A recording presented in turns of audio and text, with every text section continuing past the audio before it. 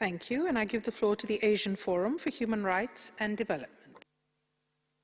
Madam President, Forum Asia welcomes the recent positive steps by the government to protect human rights in the Maldives, including the adoption of the Transitional Justice Act and the decision to ratify the Convention on Enforced Disappearances.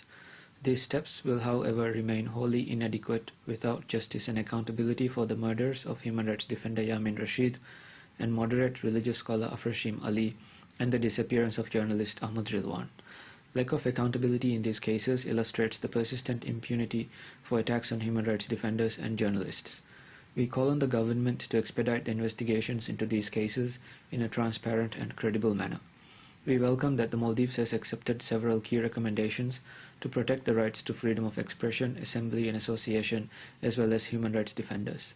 The exercise of these rights remains under threat without protection of the right to freedom of religion or belief and prohibition of discrimination based on sexual orientation and gender identity as recommended by several states.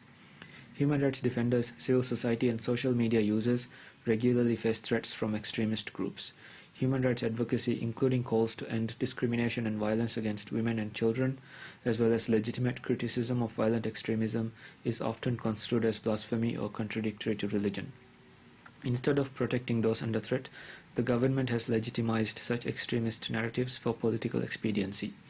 The arbitrary dissolution of the Maldivian Democracy Network is emblematic of the threats to fundamental freedoms in the Maldives. Despite claims in response to UPR recommendations that MDN has recourse through judicial proceedings, the government has asserted in court that it has no obligation to respond to complaints over the lack of due process in the dissolution of MDN. We call on the Maldivian authorities, including the Parliament, to conduct a transparent and public investigation into the arbitrary ban of MDN in line with international standards and UPR recommendations. I thank you.